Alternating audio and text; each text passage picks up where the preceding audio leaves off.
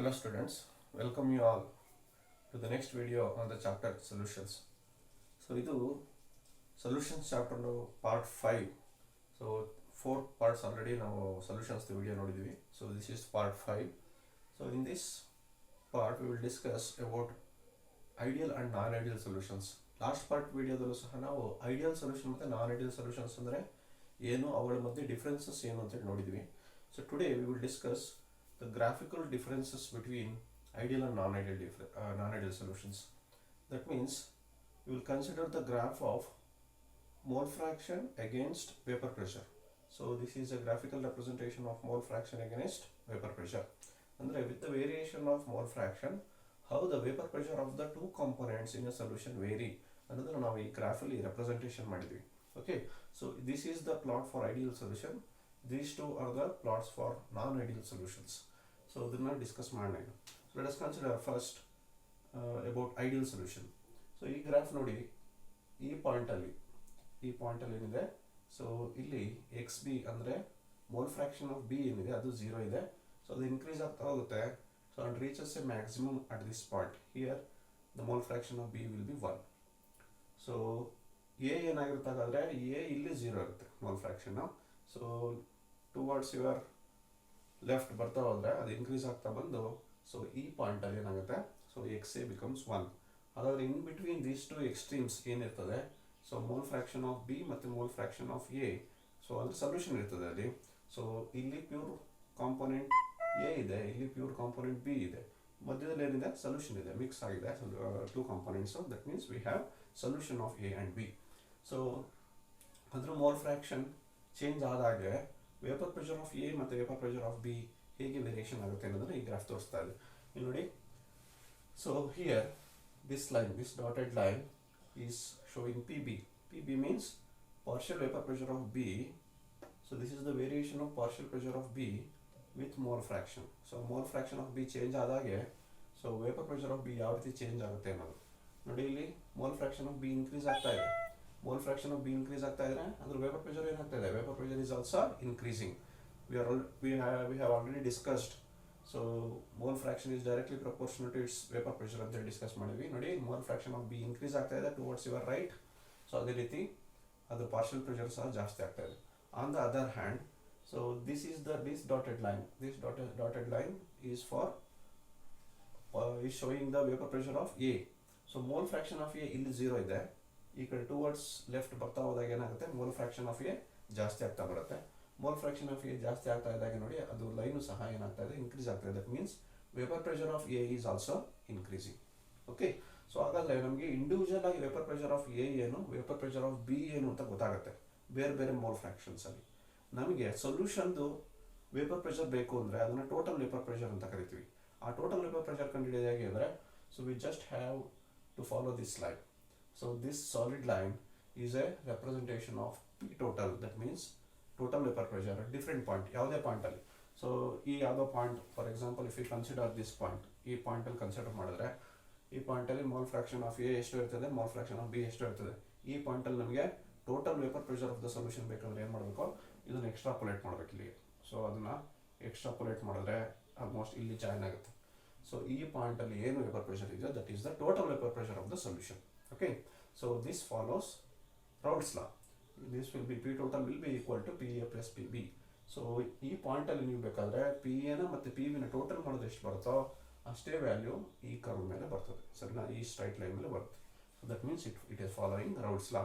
ಹಾಗಾದ್ರೆ non ideal ಸೊಲ್ಯೂಷನ್ಗೆ ಏನಾಗುತ್ತೆ ಅಂದರೆ, ನಾನ್ ಐಡಿಯಲ್ ಸೊಲ್ಯೂಷನ್ ಅಲ್ಲಿ 2 ಟೈಪ್ ಇದೆ, ಆಲ್ರೆಡಿ ಡಿಸ್ಕಸ್ ಮಾಡಿದ್ವಿ. ಒಂದು non ideal solution with positive deviation ಅಂತ ಒಂದು, ಇನ್ನೊಂದು non ideal solution with negative deviation ಅಂತ ಒಂದು. ಪಾಸಿಟಿವ್ ಡಿವಿಯೇಷನ್ ಕನ್ಸಿಡರ್ ಮಾಡಿದ್ರೆ ನೋಡಿ ಈ ರೀತಿ ಇದೆ. ಸೊ ಇಲ್ಲಿ ನಾನು ಡಾಟೆಡ್ ಲೈನ್ಸಲ್ಲಿ ಬರ್ದಿದ್ದೀನಿ, ಇಲ್ಲಿ ಏನು ಬರ್ದಿದ್ದೀನಲ್ಲ ಗ್ರಾಫ್ ಅದೇ ಥರ ಡಾಟೆಡ್ ಲೈನ್ಸಲ್ಲಿ ತೋರಿಸಿದ್ದೀನಿ.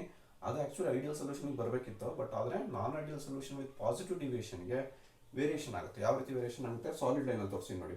P A variation, so that means variation of, so P B ಏನಾಗಿರುತ್ತೆ ಈ ರೀತಿ ಇರ್ತದೆ ನೋಡಿ. It will be higher. ನಮ್ಗೆ ಆ್ಯಕ್ಚುಲಿ ಈ ಲೈನ್ ಮೇಲೆ ಬರಬೇಕಾಗಿತ್ತು, ಬಟ್ ಏನಾಗಿದೆ, ಇನ್ಕ್ರೀಸ್ ಆಗಿದೆ ನೋಡಿ ಈ ಲೈನ್.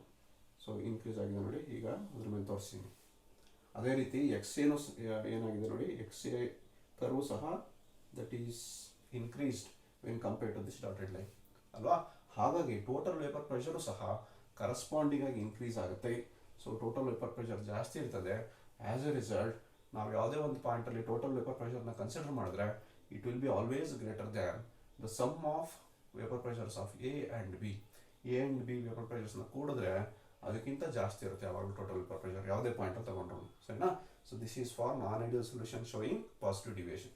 ಅದೇ ಥರ ಫಾರ್ ನೆಗೆಟಿವ್ ಡಿವಿಯೇಷನ್ ಏನಾಗಿರುತ್ತೆ, ರಿವರ್ಸ್ ಆಗಿರುತ್ತೆ. ಸೊ ಈ ಕರ್ವ್ ಏನು ಬರೆದಿದ್ದೀವಿ, ಸೊ ಐಡಿಯಲ್ ಸೊಲ್ಯೂಷನ್ಗೆ ಅದ್ರ ಕೆಳಗಡೆ ಇರ್ತದೆ ಕರ್ವ್, ಸರಿನಾ. ಸ್ಟ್ರೈಟ್ ಲೈನ್ ಬರೋದಿಲ್ಲ ಇಲ್ಲಿ, we get a curve.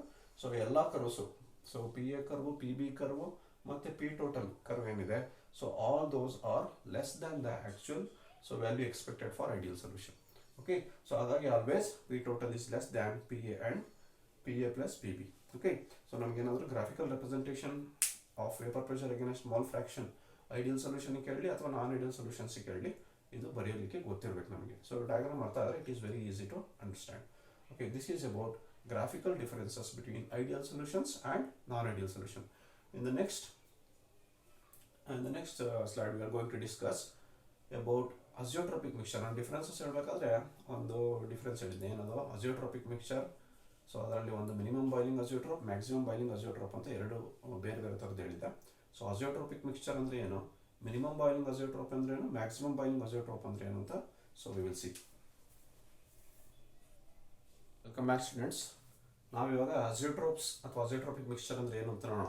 So ಅದನ್ನು ನೋಡಲಿಕ್ಕೆ so will first consider so what is mean by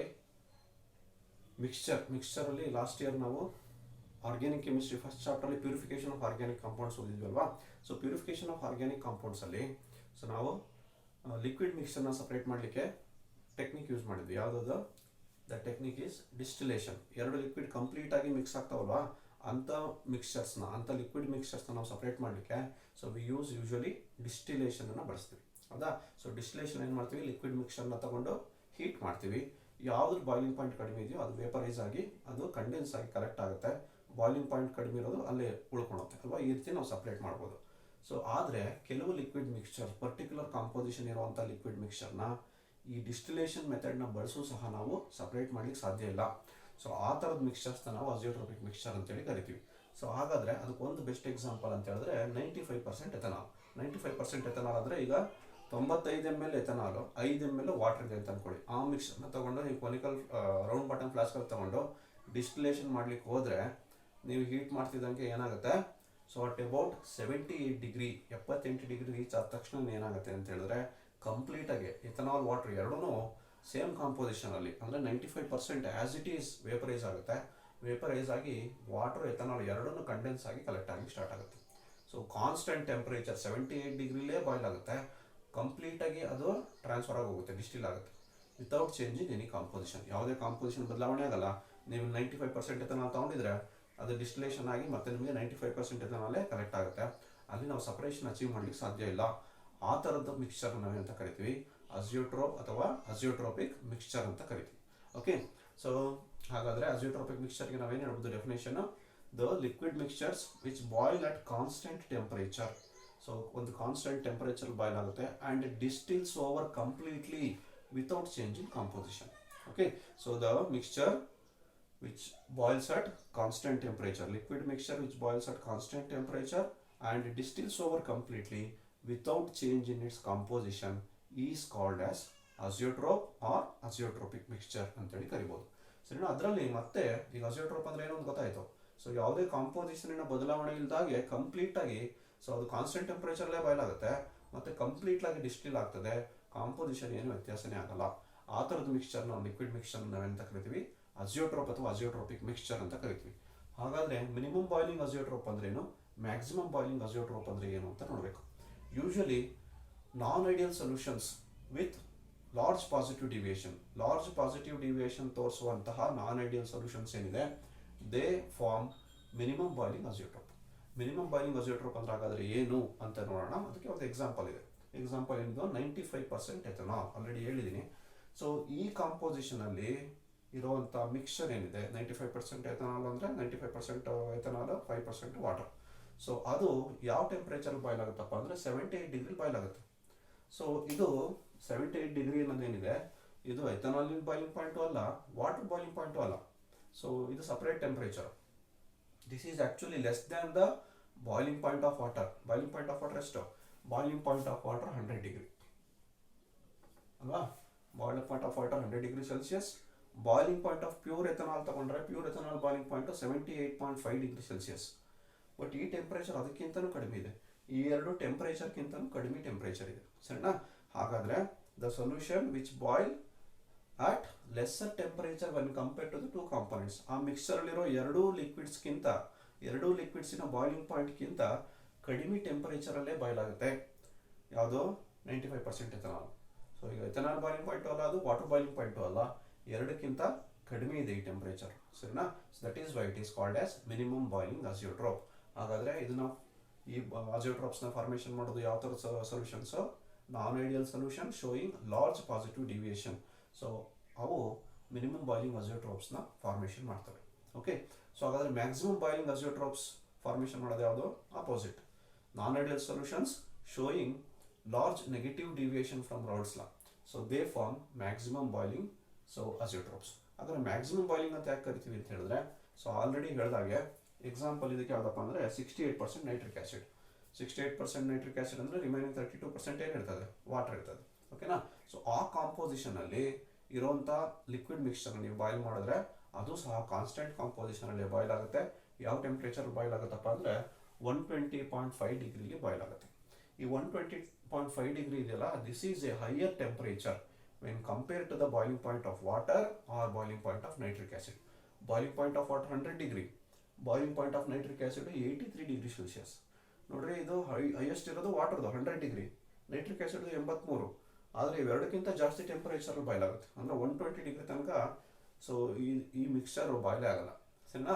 120.5 degree reach ಆದಾಗ ಮಾತ್ರ ಇದು ಬಾಯ್ಲ್ ಆಗುತ್ತೆ.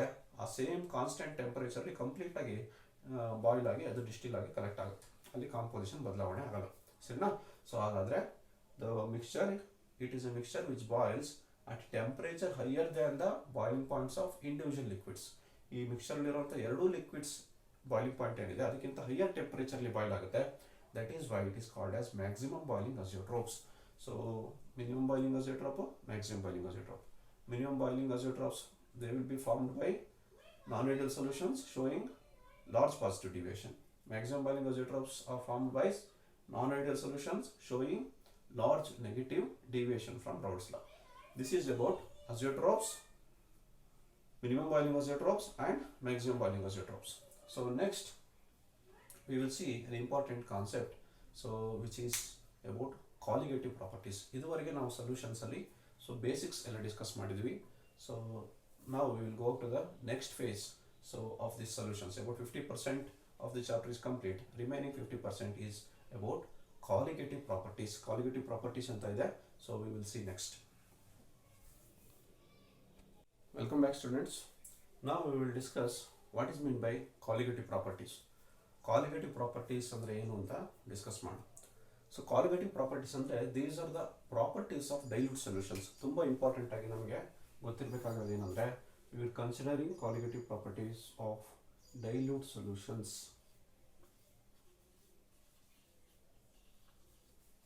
Okay, so dilute solutions ಗೆ ಒಂದು ಸ್ಪೆಷಲ್ ಪ್ರಾಪರ್ಟಿ ಇದೆ. ಸೊ ಡೈಲ್ಯೂಟ್ ಸೊಲ್ಯೂಷನ್ ಇರೋ ಒಂದು ವಿಶೇಷವಾದಂಥ ಗುಣ ಏನಪ್ಪ ಅಂದರೆ, ಸೊ ಅದ್ರ ಪ್ರಾಪರ್ಟೀಸ್, ಕೆಲವು properties it depends only on the number of solute particles but not on the nature of solute particles. ಗೊತ್ತಾಗುತ್ತಾ?